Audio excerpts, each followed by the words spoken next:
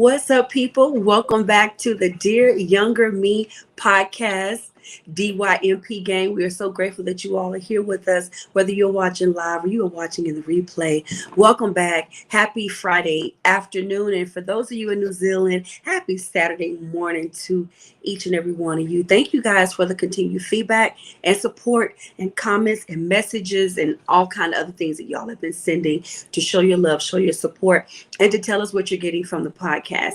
It helps us out tremendously. And you all can continue to support us by not only subscribing to our audio podcast that you can find on Apple, that you can find on Spotify at the Dear Young Me podcast, but follow us on Facebook and Instagram, same exact handle. But you can also support us by sharing this right now to your page. Let people know that we are watching. Send it to them in their messages, and then make sure that you join us in the chat. Say something so we can say something back. And Rhoda, I'm turning it over to you. How are you, and how is your morning going? Hi, Coach Nick. Hi, everyone. Like she said, happy Saturday. If you're here, happy Friday. If you're in the States, I'm doing well. This week I was actually sick, but I'm finally better, thank God. And I'm excited for today's episode. Good. Glad you are feeling better. Anybody else dealing with some stuff? Please get well. We're praying for you. It's been a lot of people going through COVID again, going through the virus, going through all kind of different things that are out here in these streets. Y'all get well. Y'all feel better. Alrighty, with that being said, today we are talking about the role of the mother. So, Rhoda, it's on you because you got to tell us what we're talking about. Yeah, I like to choose the topics for the show, but Coach Nick doesn't have much insight, so that's why she's turning it over to me. But basically, I've been thinking a lot and actually having some conversations about. Speak up just a little bit for me. I'm sorry.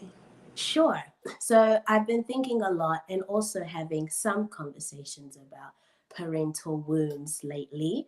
And I just thought of mother wounds specifically because I have a story about that. And the age that I'm at, desiring marriage and kids in the future, there's actually a lot I don't know from a healthy mother perspective. So I thought it would be nice to bring up this topic today. And also for moms watching, they can chime in or also learn from you, Coach Nick, because you're a mom of two adult children, right? So you have some Yes. gems that you can share with us. But yeah, I just wanted to share my experience, maybe ask you yours, and then later on you can just help us know what does a healthy mother look like, what do they do, what's their role, and how can we be that too. So this is really a class for me.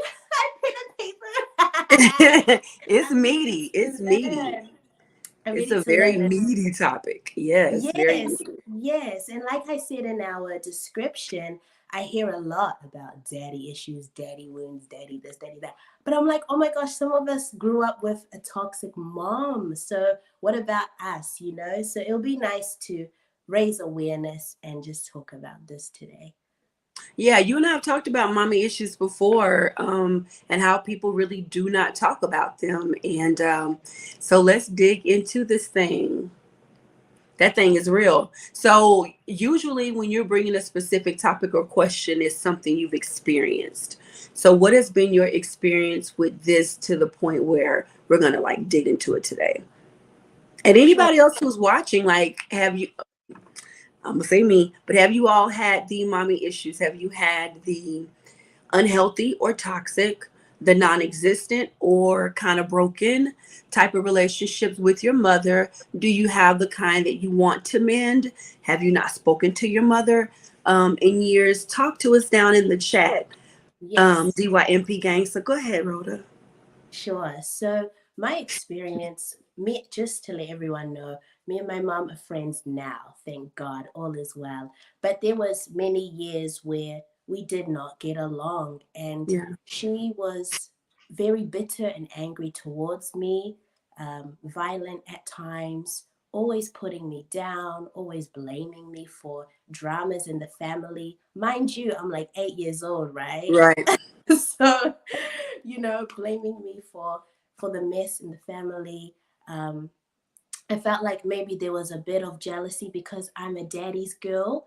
So I don't know if she was upset about that. I was always crying for my dad since I was a baby. But yeah, there was just a lot of negativity in our relationship. I didn't feel safe. I didn't feel nurtured. I didn't feel like I could even tell her some feminine things I was going through. Like I felt so scared to talk to her about everything and anything under the sun, because Yeah. there were times when I would tell her stuff, right? And then 5 minutes later she'll be on the phone to her girlfriends. My daughter just said But you random business crap. out there. I'm like, Straight. Yeah. oh my gosh. Yeah. So it was hard for me. And I ended up just moving in with my dad completely when I was a teenager. I didn't want to live with her anymore because my parents separated. Right. And then, so during that time, when I moved with my dad, she was still quite toxic because she would say, "Oh my God, like y'all have left me all by myself. Like no one loves me, no one cares about me," trying to pull on our heartstrings. And I was a sincerely kind person. So sometimes I would go over to her place and stay with her a few nights. But whenever I was there, coach, it was just so much abuse in multiple ways. So it was Yeah. like a cycle, of feeling sorry for her going, but then experiencing abuse, going Right. back, saying I'm not going to go back, then, Going being back rejected again. all over again. Right. And it was just damaging for me because I was in high school during this time. And, I would be so sad that my friends would say, "Rhoda, what's wrong?" And I didn't want to tell them my mom was bullying me, but I told them I'm getting bullied. And they're like, Yeah. "By who?" But I Yeah. didn't want to say. I didn't want, police to be called or those child Right. services. I didn't want any more family dramas. Yeah. So it was hard for me. But yeah, that's some of the things I faced. And because of that, I just didn't get a good picture of what a healthy mom should be like, because for Yeah. so long mine wasn't. Yeah. Yeah. Wow. First of all, I honor you in this moment because that was a lot. Take a breath. That was a lot. And that was honest and that was your truth. And you allowed your truth to be spoken and very well articulated. And you didn't hesitate. And but I'm sure that there's still a part of you that may even still be a bit protective in even how you say certain things because you even started with the disclaimer. We're fine now, we're healed now, and that's how we are sometimes as children, because we love our parents regardless of how faultless they are. We just don't want them to be bleeding all over us and we didn't do anything to cut them, right? But unfortunately they do, and they're broken, and those broken jagged pieces have cut, they've stung, they've burned, they've damaged. But even yet and still we're still being very protective. So I honor you for that because that takes a lot. um Good evening to you. Hi. Thank you for joining. I will share. I missed the first portion of that, but it sounds like we have similar Wow. circumstances. I didn't know that, Nikki. Yeah. Mm. There's gonna be a lot of people that watch this that are gonna say, "Been there, done that." I can. I didn't have your experience with the having to go from parent to parent and those things, but I've had my experiences. um we've talked about it before, you and I, and then we talked about it on our audio podcast where we discussed a little bit about parenting. And one thing I'm going to say is we're not parent bashing. So any moms that are watching or even our mothers that may be watching, it's not a parent bash, it's just us talking and being honest so other people can be helped and healed. I did a video in December that I put up that talked about mommy issues and asking that the gift that we can give our mothers that particular Christmas was the gift of forgiveness and understanding. The reception and the responses that I got, the phone calls of the people that needed it so much, I had men asking me if I'll do a father's version of it. There are so many people that understood after watching the video their mother a little bit differently. So my hope is we can get that understanding out here before we end this episode. With that being said, um it's so easy to look at a parent and say you're supposed to be this, you should be that, you should be perfect. You're my mom, you're my dad, you had me, you're the one that brought me in this world, I didn't ask you to be here. But we forget, and as children we really don't understand, we forget that we're asking people who were probably broken when they became pregnant or they became parents to all of a sudden be perfect. And that just doesn't happen. I wish that it would, but it just doesn't happen. And what they have to do is, especially if they've never been healed, never dealt with their own brokenness, their own damage, they now have to put all that aside and raise a new life. With what knowledge, what manual, what book, what automatic, here's the way to do it. And if they come from broken homes, if they come from broken and damaged parents too, you're asking them to take that as an example and now become the perfect parent for you. It doesn't work like that. And if only little children can understand that, but they don't. All you know is that your mommy calls you bitch. You don't know why. Your mommy slaps you upside your head when she's angry. You have no idea why. Your mommy doesn't like the fact that you look like your daddy. It's not even your fault, right? So if only those things could be understood when we're little, and they're not. And what happens is we grow up. And as we're growing, you had to deal with the fact that your mother was a bully, she was abusive, and you're a teenager. As if being a teenager didn't come up with its own S word. It didn't Right. come with its own pile of crap that you have to now deal with the fact that your own mother is adding to that pile of crap. So, on her behalf, I do apologize to you and anyone else that has experienced that. Um, oh, we have a question. Why don't the churches offer parenting classes? That's a really great question, Eve. Honestly, I don't know. Sometimes they don't offer what they don't know is needed. Sometimes they offer what they think is needed. And then, two, sometimes they're going to offer their version of a parenting class, and that's not even really what you're asking for. You're asking for a class to get healed from the way you were parented, or a class to teach you how to parent and be healed at the same time. And that's not what they're offering. So I would suggest, if you really want that, sit down with your pastor and really break down what you're looking for. But you're right. The churches don't offer specific things, and sometimes they just don't know what is needed. Nicole said this was literally the Mother's Day message I ministered. Wow. Wow. Wow. And she says, hey, boo, hey. Hi, Dr. Ivy. All right, doctor. Hello, this is doctor in the house. She says, thank you. You are so welcome, beautiful. You're so welcome. So, with that being said, when I say to you that we ask broken people to be perfect parents, what does that speak to you? What do you hear when I say that? I I'm kind of pessimistic on that. My argument is immediately, well, why why allow yourself to have kids, or accept the motherhood journey if you're not ready? That's my immediate defense, Mhm. because sometimes the pain of having a toxic mom is so great, you just rather not at all, Yeah. like it can just be so painful. Yeah. So that's what I would say, honestly. Just That's look at okay. I love the honesty. I love the honesty. What if I tell you that some people don't even realize that they're toxic? I've seen that before. I've seen that before. Some people have no idea that they have no idea that calling their daughter a bitch is toxic. You know why? Because somebody called them a bitch when they were growing up. Mm. How is that toxic? If my mom or dad or whoever raised them call them a bitch, me calling you a bitch is not toxic, is it? Isn't that normal?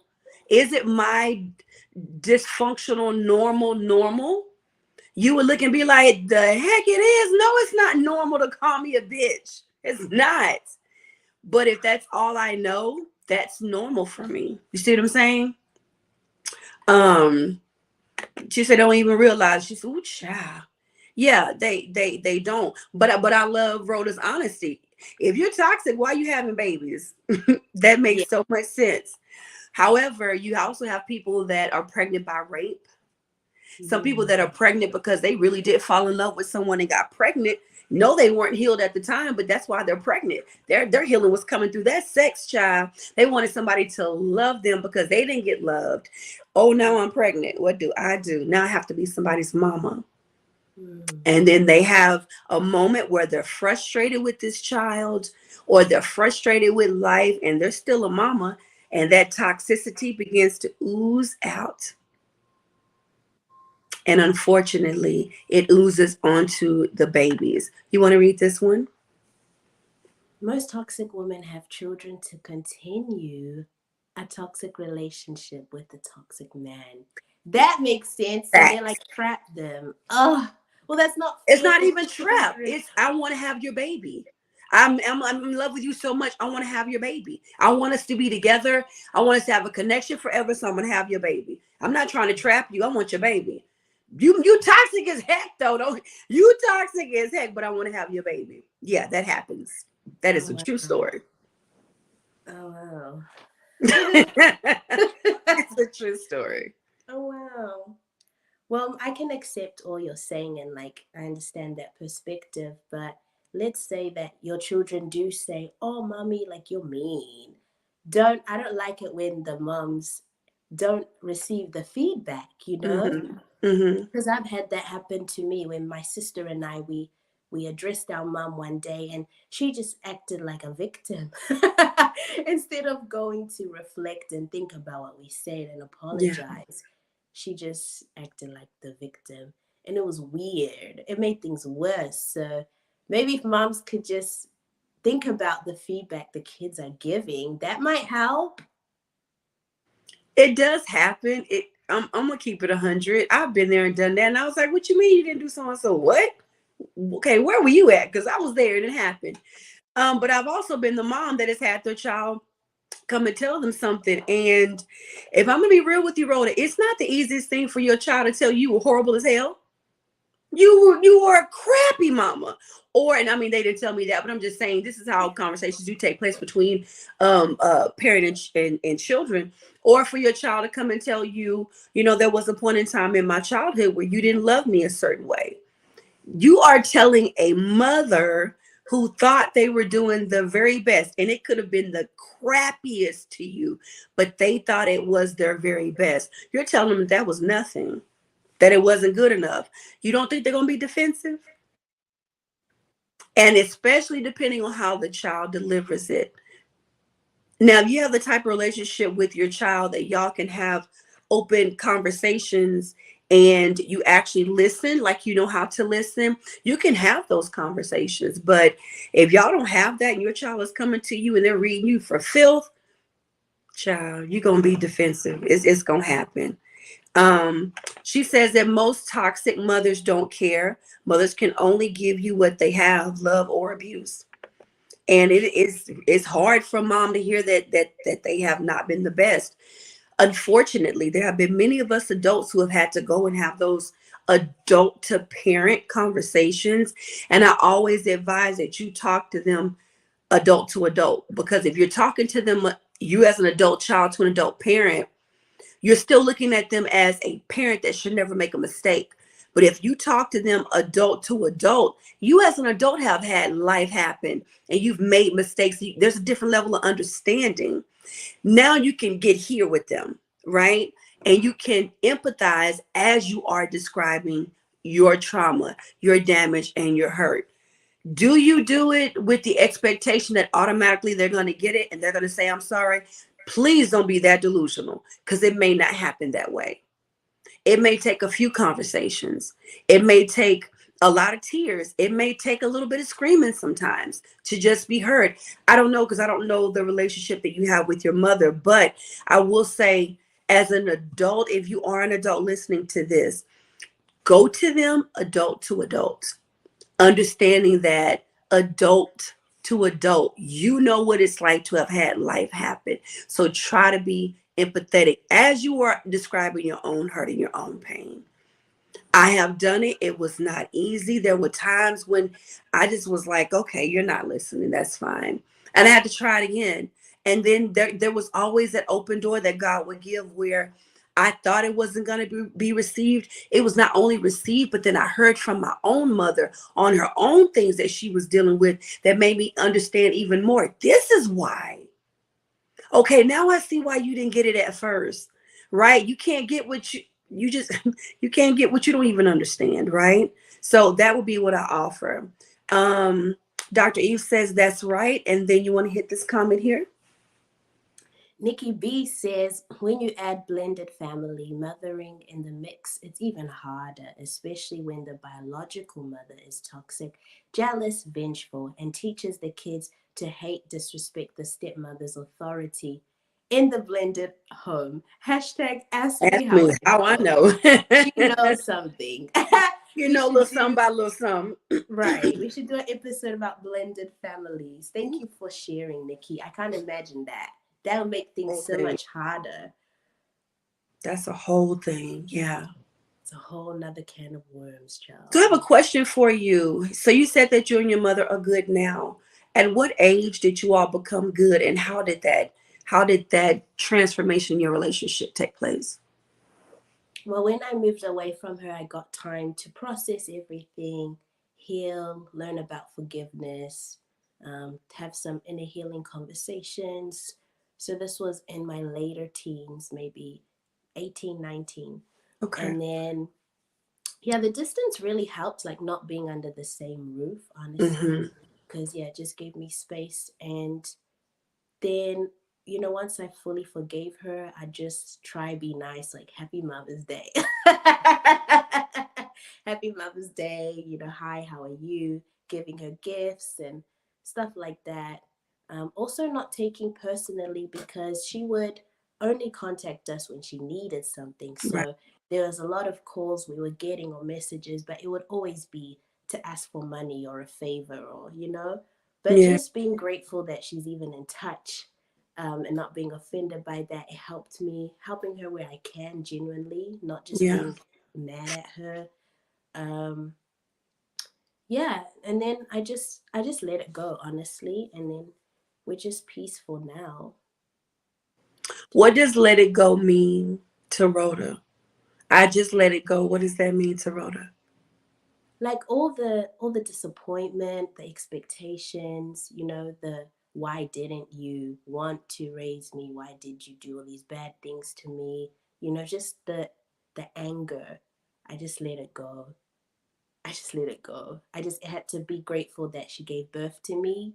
She helped us in our toddler years. Just move on. So there's somebody listening that is struggling. They're in their 40s, 50s, 30s, and they're trying to just let it go.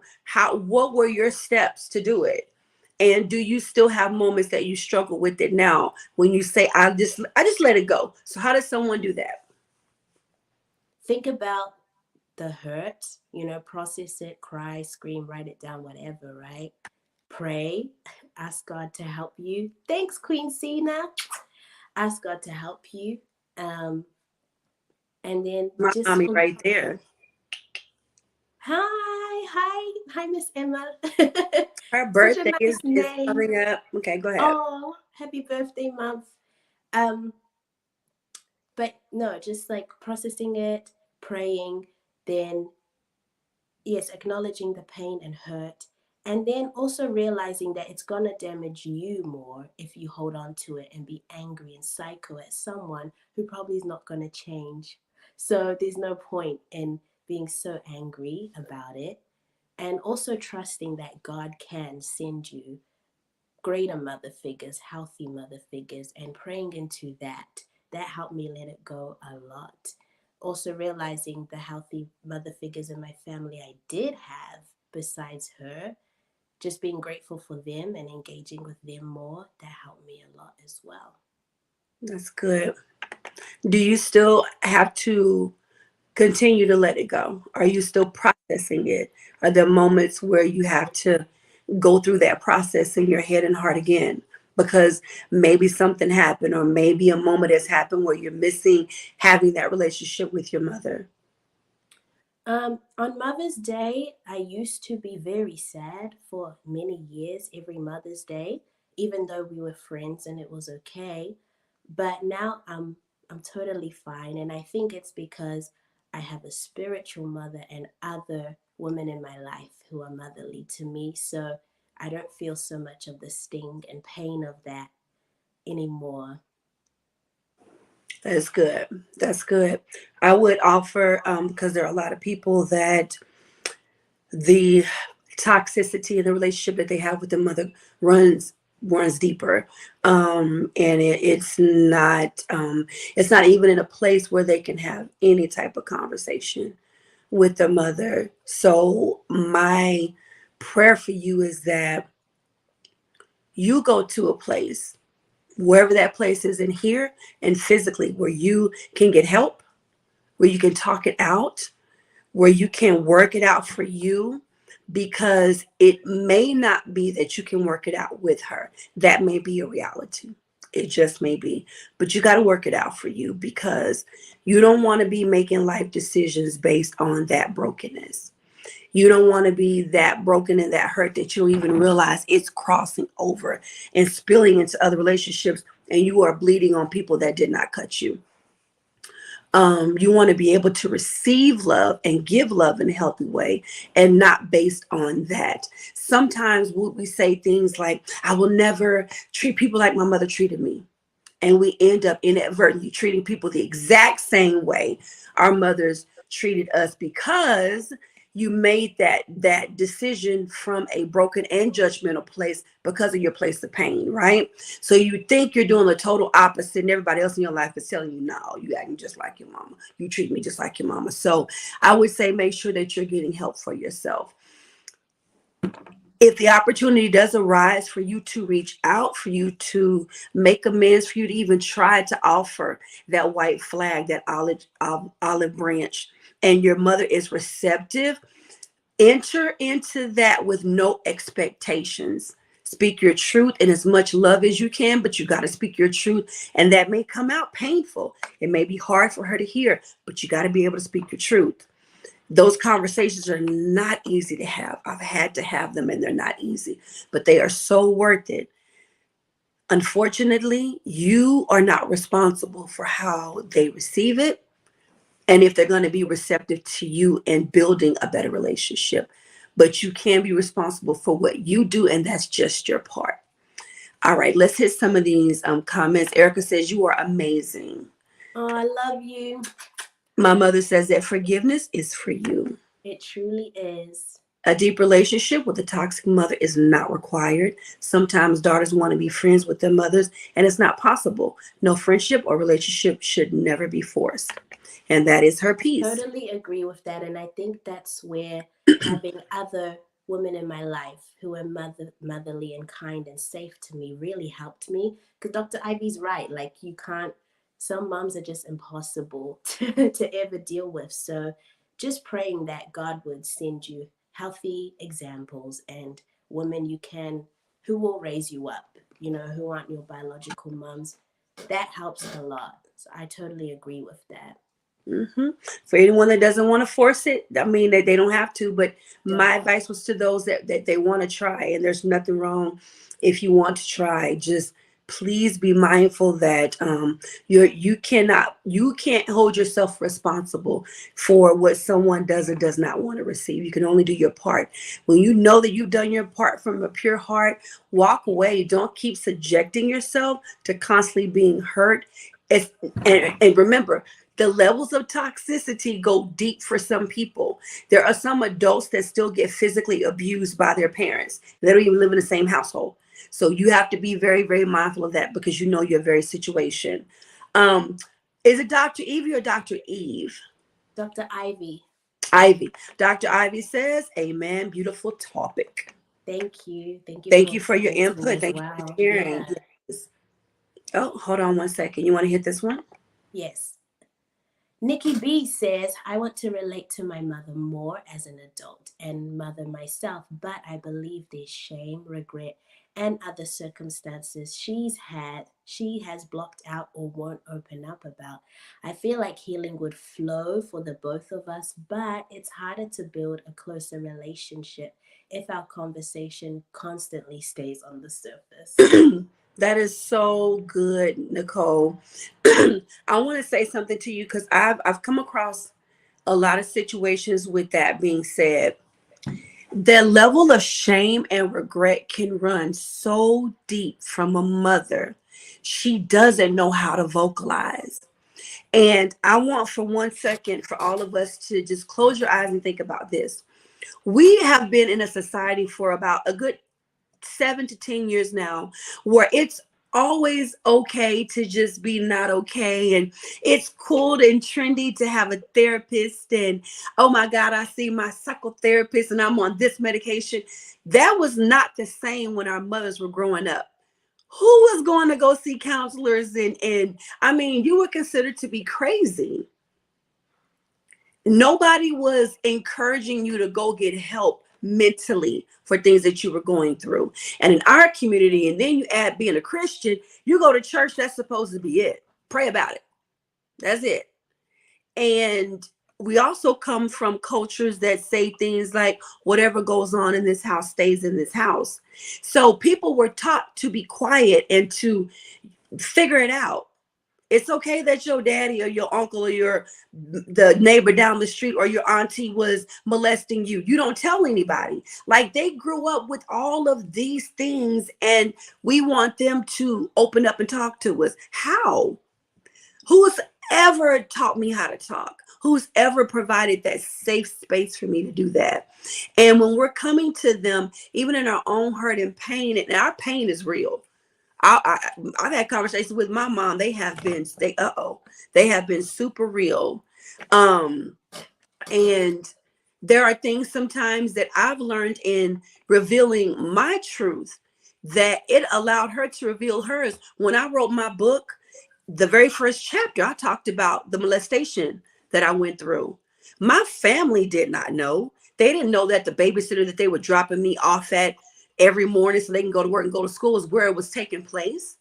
So when they were reading that for the first time, you better believe I was getting phone calls. My mom was one of the first people that called me. She couldn't go through the whole chapter. She had to stop and brace herself before she continued reading. Then we had conversations.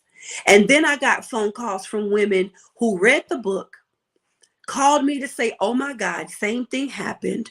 Their daughter got a hold to the book and said, Mom, this is what happened to me. Then the mother of the mother got the book, and there's 3 generations that are now having a conversation about all being molested, and no one told anybody. No one. They're all in the same freaking family. But it was generation after generation after generation. Who is giving people safe places to heal? All you know is, I'm pregnant. I got to go to work. I got to take care of this child. If you add to it violence in the home, maybe from the father or whomever you're in a relationship with, that's another level. You add poverty, that's another level. Mental illness, that's another level.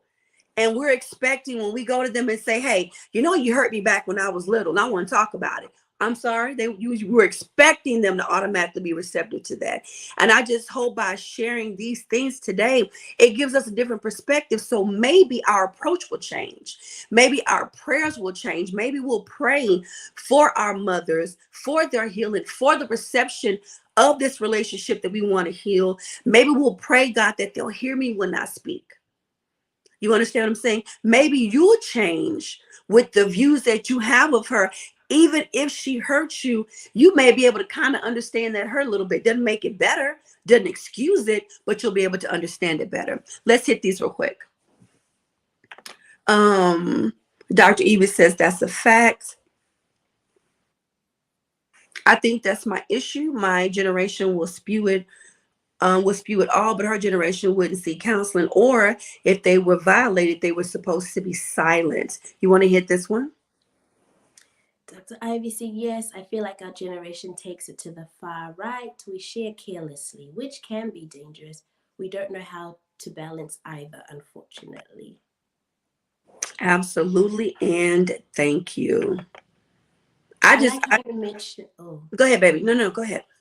I like how you mentioned praying for your mom. That's what I forgot to say. The reason why we're friends today is because myself and other family members, we made an intentional effort to pray over my mom, her character, her mind, her heart, whatever she's been through. Serious intercession, speaking the word over her for Yeah. months and months and months. And she began to change, like her character began to change. The sweet gal you see me as, that's how she is now. But before she Amen. was like a monster. So Amen. prayers do work. Prayers Yeah. do work. So add Yeah. that in if you guys are taking notes. Like pray for your mom after you've forgiven her. Pray like God will change them for real. Pray for her before you forgive her.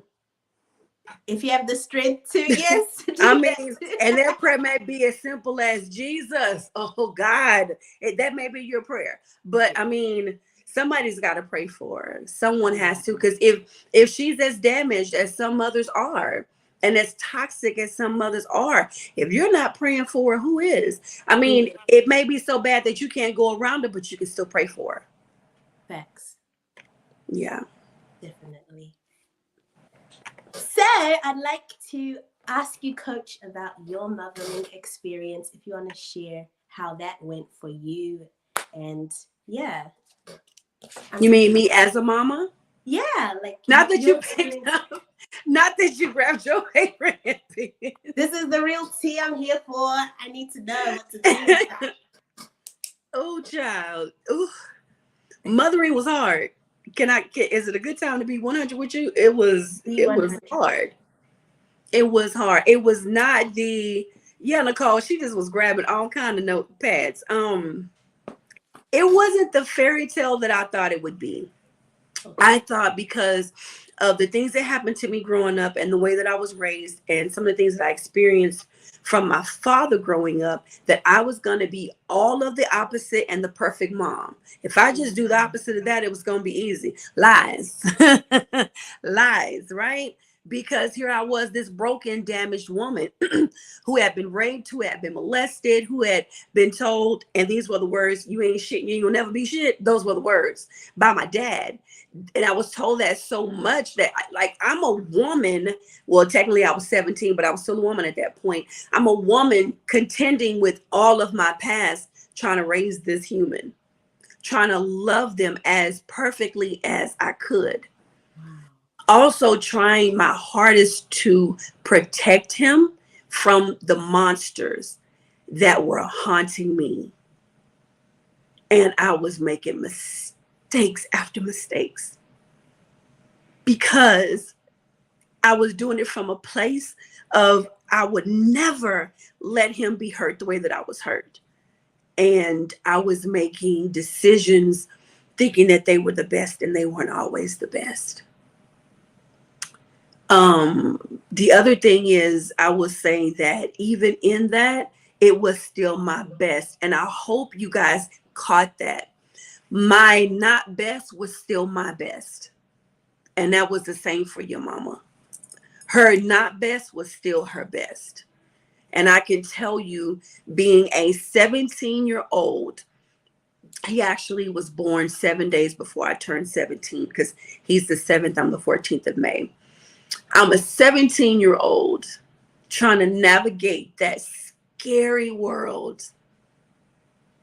And my baby needs milk, he needs diapers, he cries. He needs me to understand what these cries mean. He needs me to provide guidance for him. And I'm trying to navigate the world myself. This is what mothers go through. If you have a husband, that's a blessing. If you got a baby daddy in your child's life that can help you navigate these waters, that's a whole blessing. And if you're doing it by yourself, that's a whole nother level. Motherhood is not for the faint at heart. Listen, you don't get a day off. You cannot call in sick. And I'm a mother with muscular dystrophy. I wasn't able to call in sick anytime. I don't care if I had just had surgery. I don't care if I was having one of the weakest days ever. I was still that child's mother. Still. And he still had to eat. And I still had to work. You understand what I'm saying? As a mother, you're faced to make decisions every minute of every single day, and you better make the best decision possible. And sometimes those decisions are split decisions that later on you'll go back and be like, why the heck did I do that? But you just thought it was the best thing in that moment. That's real motherhood. And sometimes those split great decisions you think are so great, they turn out not to be for your child, but you're doing the best that you can do. Motherhood is beautiful. I carried two humans. Well, I actually carried three. I miscarried one, but I carried two humans that for the 9 months they grew inside of me, I would have died to protect them in there. And then they get put in my arms. That's a whole nother level of willing to die. I will kill you in behind these kids. I'm still a bull in a skirt and behind them, and they're grown men living out there on their own. But there's this level of love that I'm not going to say every woman automatically has, because that's a lie. Some people struggle with that. But there's this level of love and bonding that happens that I cannot explain. How you don't know someone, but you will die for that person the moment you meet them. But Mm. also, there were days I couldn't stand my kids. There were days I could not stand my sons. And if I'm going to be honest, child, there were days I couldn't stand them. That sums it up. Facts. Nicole, child, facts. I loved them always, but I couldn't always stand them. They frustrated me to no end. There were times when I was about to box them in the street like they were dudes I didn't know that owed me money. Um, and then there were days when my heart ached for them because they had to live in this world and things were happening that I would never be able to control or stop or protect them from. I would be terrified sometimes when they would leave the house when police were shooting black men just for no reason. I wanted to protect them from heartache.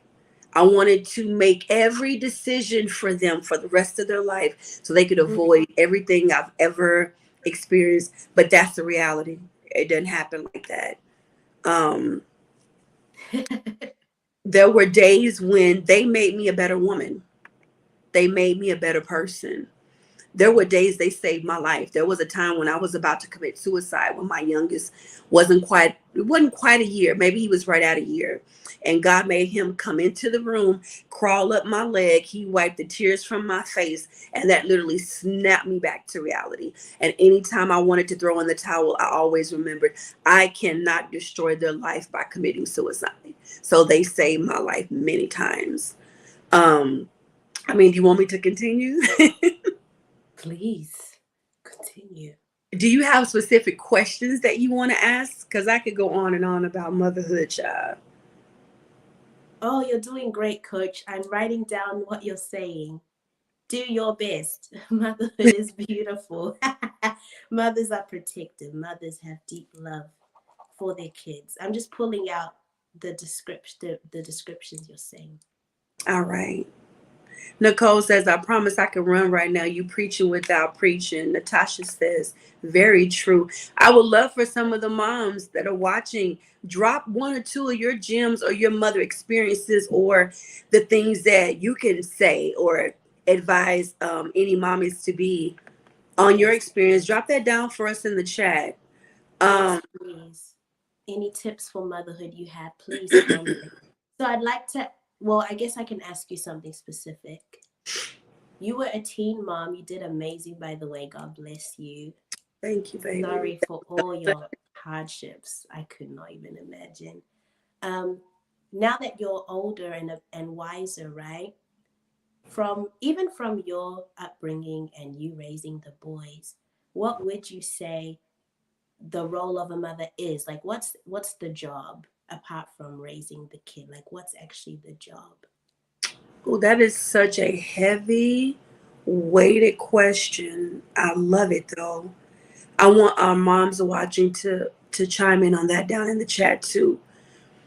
Um, for me, my job was to always to provide, to protect, and to be the best example that I could be for that day. Because my example would change. My best would change. Sometimes it had to change every day. I would say that I learned that although I was raising two sons that came from my one body in the same one house, they were two separate people. And what I did with one didn't necessarily work with the other one. Punishment for one did not work with the other one. Personalities were different. So, what wisdom taught me by way of the Holy Spirit was, God, these are your children. You just gave them to me to raise, but these are your babies. So since you created them and you know what their end is going to be, tell me how to raise them and how to love them. Let me repeat that. Tell me how to raise them and how to love them, because loving them was different. I didn't love one more than the other, but the love I had to give in the way that I expressed it was different. If you have one that loves kisses and hugs and one that doesn't, I can't express it the same way, right? Um, I would advise anyone, and I mean, I'm gonna tell you, even if you don't believe in God, I'm gonna need you to start believing. You cannot raise your children without God. I could not. There were moments when I would have literally probably killed my children for some of the things they did, and it would be God that would come right in and be like, "Now, did I kill you when you did so and so earlier today?" So what I need you to do right now is be understanding. Listen to them and tell them this.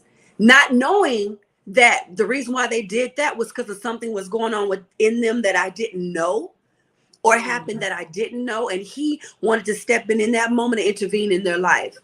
But had I gone on what I thought I knew and running on my own feelings and my own anger and flesh, I could have damaged and ruined an opportunity for God to be God in their lives.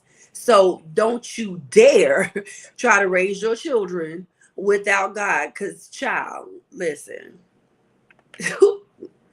forgive your moms and forgive yourselves for the mistakes you made. That's it. Ask God how to raise them. Another thing I would say, the role for me was to learn to be a listener when it came to their thoughts and their opinions. How I saw life through my eyes and my experiences was was the total opposite of how my sons did. We didn't grow up in the same age or the same households. What happened to me didn't happen to them. So the way they were going to see life was going to be different. They were males, I was a female. And even if you're raising daughters, she's still not you. I repeat, she is still not you, right? Um, so learning to listen became super important. And to this day, the fact that they can call me and be like, "Ma, this is what's going on in my love life. This is what's going on my job." I'm grateful for that, because they could be adults that feel like I never listened. All she gonna do is nag me, or she gonna try to minister to me, or she gonna be mom. No, they talk to me. We have conversations, and I allow them that safe place to land. Sometimes I want to say some stuff to them, and Holy Spirit will be like, "Shut up. Okay, just listen. This is not the time." Okay. And other times he's like, "Tell them this," and I'll tell them. And in that moment, they're not receptive, but it comes back, and they'll come back and be like, "I didn't want to hear it that day, but I'm glad you said it because this happened." So with that being said, that means I had to be humble. There were moments as a mother, you might be right and they may be wronger than two left shoes, but you have to know by listening to God and the Holy Spirit when to shut up. Sometimes you got to shut the hell up and just be quiet. Other moments you need to go off because they need you to go off because they tripping. And other moments you need to be quiet. If you allow space for the Holy Spirit to be the Holy Spirit, and you allow space for God to be God, you'll save yourself some heartache, and you will allow him to show himself to them, because they need to see who he is as well. Um, Talk to your children, allow them to talk with you and listen. Listen, you already own it. Yep, just listen. You guys, this is So, great. question, Hmm. how do you feel about some of the things that have been said so far when it comes to mothering? I'm loving the insight. I'm loving the tea, you guys. Thank you so much. I'm learning a lot. And I'm seeing how helpful it is to know the voice of God being a mom. And I love how you keep saying children are different. Children are not going to be like me. If I have several children, they'll be different to each other. So it's good for me to like be ready to learn them and love them how they need. I think that's really special and that's good advice. I That's want to beautiful. ask, hmm? You're so ahead of the game. Just with that right there, you are so ahead of the game. That's beautiful. Go ahead. Yes!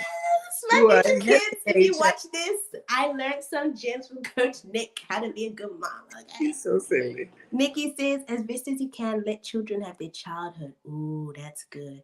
Let adult situations be among adults. I agree with that. I agree with that.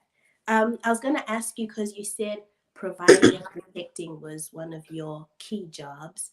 What would you say about the whole nurturing and being a safe place and comforting side? Girl, first of all, that's just who Nikki is. Anybody that's watching this that knows me, that's just who I ooze that like moisturizer. That's just who I am. When it came to my children, I had to ask God though to teach me how to be even that for Mm. them because I never wanted to be a coddler.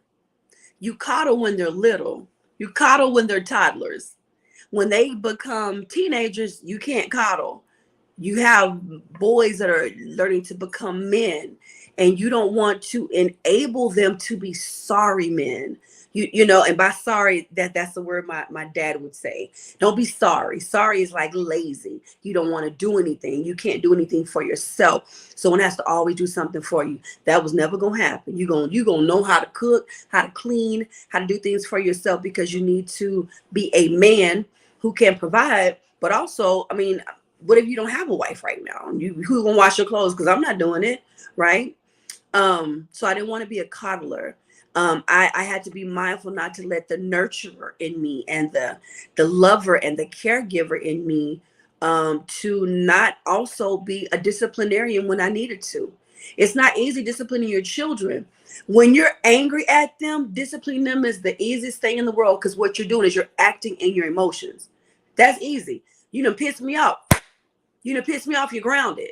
But what happens when it's a situation where they've done something wrong, thinking that it was right? You have to teach them a lesson in this, but yet still have to give them a consequence so they learn that in life this can't happen. That's not easy. Because there's a part of you that wants to be like, oh, you didn't mean to do it. Okay. Well, there's a time and place for that. But other times it's like, I know you didn't mean to. But the fact that they're going to give you suspension now, or they're going to do this, I'm not going to fight against it. That's the rule. That's the consequence. This is what you're going to have to own up to. Right. And that taught them a level of responsibility as well. Um, Also, though, a lot of people would tell single women raising children by themselves, especially black mamas, you can't raise a boy to be a man. They'll also tell them, you can't be too this with them. You'll make them too feminine. So there's this battle sometimes where you're a feminine woman, right? You get nervous you're going to raise a feminine boy. I had to get out of my head with that. Like I would hear people say that so much. I didn't raise that at all. I'm a feminine woman. I'm not going to be hard and now I got to be all masculine to make sure that they're masculine. That would to me would have been even more confusing. I was who I was and I allowed them to be who they were. At the same time, there were things that they were not going to do and things that they were supposed to do. And you have to know what that line is for you. You have to know who you're raising. And that goes back to hearing from God again. Awesome. Oh, wait a minute. I think we did this one already, right? Yeah. Yeah. Okay. And in terms of, because you said you're already nurturing, comforting in a safe place, but can you help moms who aren't naturally like that? Like, why do they need to be these things and how do they be these things? Because my mom wasn't nurturing, comforting, or safe place. It's not something that you can just turn on like a button. I wish it was. I wish it was, because there are a lot of people that right now to this day will tell me, Nikki, I wish I could be so much like you. And but your experiences have created and carved out who you are. You can practice, you can work on the things that you want to become. If it were easy to turn on a button, I would sell that button. You understand me? I would sell it so people can get it if they want it. But I would just say practice it, work on it, cultivate it. If you know the areas that you need to work on the most, I would just say be intentional about those areas every day. If you've not been that type of mother and your children are now adults, if they're still alive, it's not too late. Maybe you were never the type that wanted to sit and listen to your kids, or maybe you worked 3 or 4 jobs and you just didn't have that luxury. You were too busy trying to provide. Now, as an adult, you can say, let's go have lunch together. Let's go check out a movie together. Let's go get our nails done. If it's a daughter, if it's a son, I'd love to have a mother-daughter day with you. I mean, a mother-son day with you. You understand what I'm saying? I would say be open to having conversations with your children and ask them, were there areas where you wished I was more understanding, where I was more nurturing? Ask them. Don't get offended. Listen and take from what they're telling you. And then ask them, well, how can we mend that right now? What can I do right now? Some people may say, well, I'm grown now. I mean, it's too late. It's never too late. That's just them and their defense, and it's okay. You have to allow them to have that. But I would say don't stop working on it. Don't stop trying. Don't stop trying. So just be intentional about it every day. She says it was her dad, it wasn't her mom. Me too, Nikki. God told me I'll be your nurturer and teach you how to be nurturing. That's powerful. That's very, very good. And you know what? If you've never had a nurturer, so you didn't know how to be a nurturer as a mother, think about what you wish you would have had and try to be that for your children. Ask for feedback and be willing to listen. Yeah. Asking in the middle of an argument is not good, though. Let it be a soft space, a soft area, a soft environment. You know what I mean? And don't be stank with it. Let's let's let's erase the stank. We trying to be better, so let's be open and be big girls and ask the big girl questions. Put on big girl panties and ask the big girl questions. Yes. You were taking mad notes. You were taking mad notes. Go ahead, A baby. whole nother scroll, a whole book of the Bible. Whole nother letter to the saints.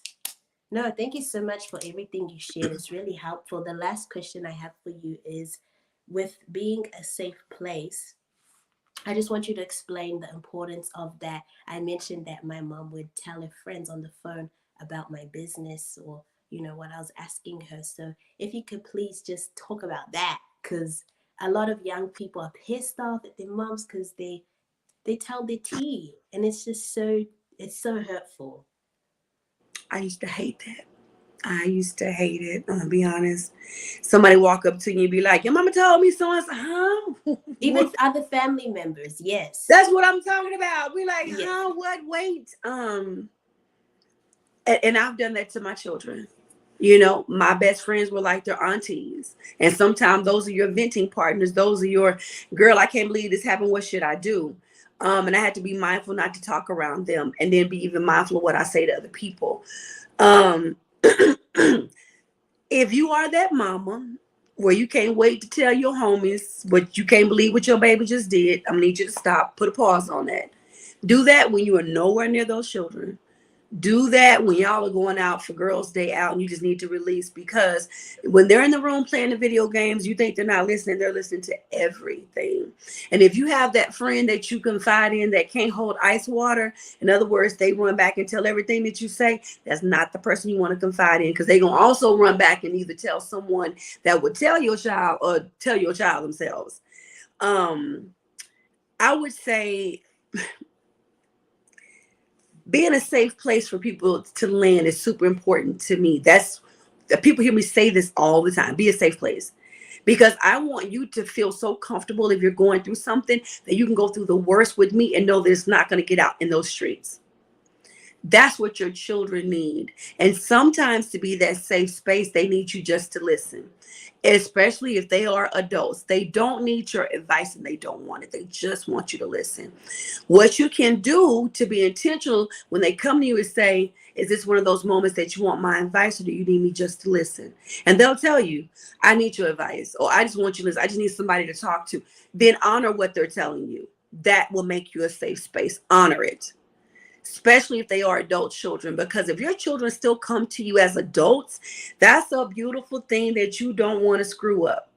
You really don't, because when they get hush mouth and they don't call you and tell you nothing, your feelings gonna really be hurt, because now you have children that don't want to fool with you, right?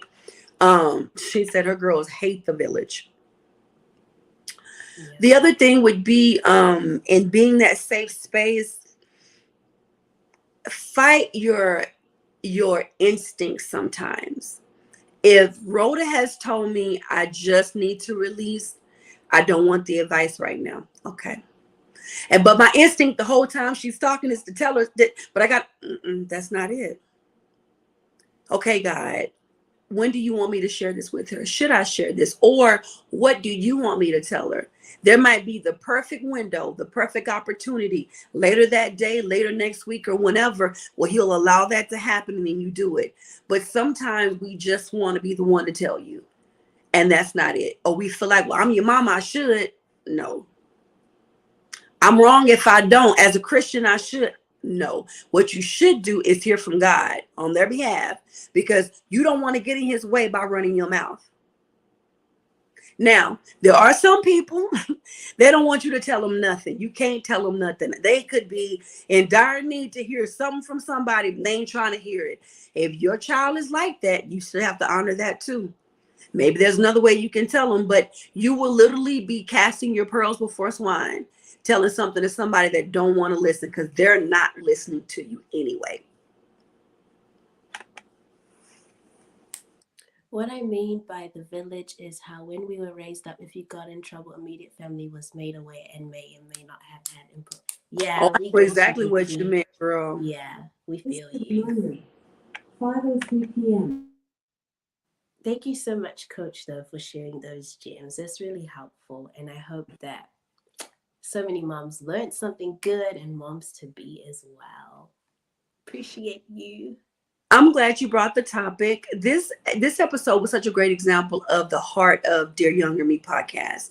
It's the conversations that you wish you could have with someone. And sometimes you don't have the mother, the auntie, the big sister that you can talk to, but you're going through life and I need answers.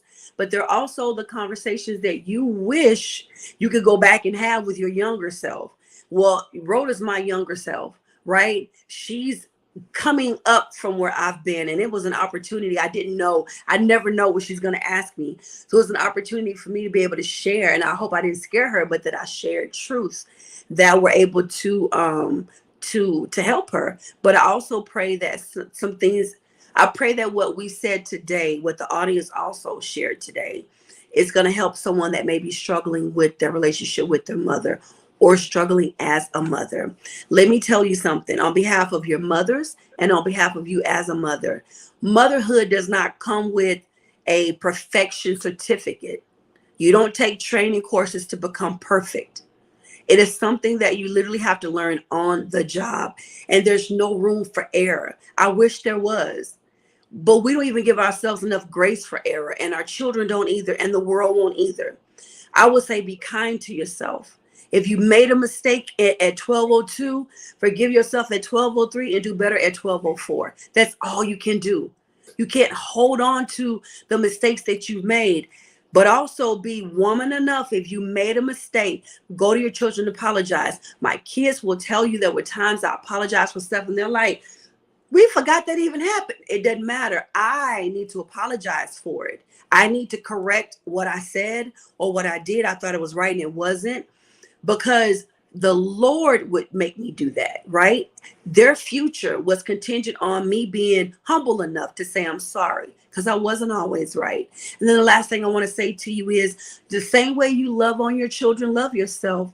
But if you struggle with loving them because you struggle with loving yourself, I need you to get help. I need you to get healed. And I need you to do what you need to do to help heal your children. That's all. Amen. Mic drop. These conversations are good, ladies. Red heart, thank you. Thank We you thank you for too. contributing. Yep, on the job training without a manual. Yeah. God bless everyone who is a mom. I really appreciate you all. Like Coach Nick mentioned, you guys just be doing your best, the best that you can do. So I really honor all mothers watching this. If you have feedback about today's show, do inbox us about it. And also, if you're a mom who wants coaching in motherhood, hit up Coach Nick. She is a life coach. She can help you. Um, if you have any dramas with your mom and you just want help or advice, email us, dearnickandrhoda@gmail.com, and we can also give you advice about any dilemmas. Make sure you subscribe to our audio podcast on Spotify and Apple Podcasts at Dear Younger Me Podcast. You will see this cute photo of Coach Nick and I, so you know you're in the right place. But again, if you do want further information or guidance about today, just hit up Coach Nick. This way, she's a life coach. And for the kids, if you want prayer and advice, just, if you've had a toxic mom, you can message me and I'll pray with you and I'll encourage you. Love you guys so much. That's all I want to say. Absolutely. Absolutely. We thank y'all so much. And we have what, 4 more episodes before the end of this season? Yeah, season 1's coming to an end, you guys. Yes, it is. What? But listen, we have amazing audio episodes. They're different from our lives, but we go Yes. deep.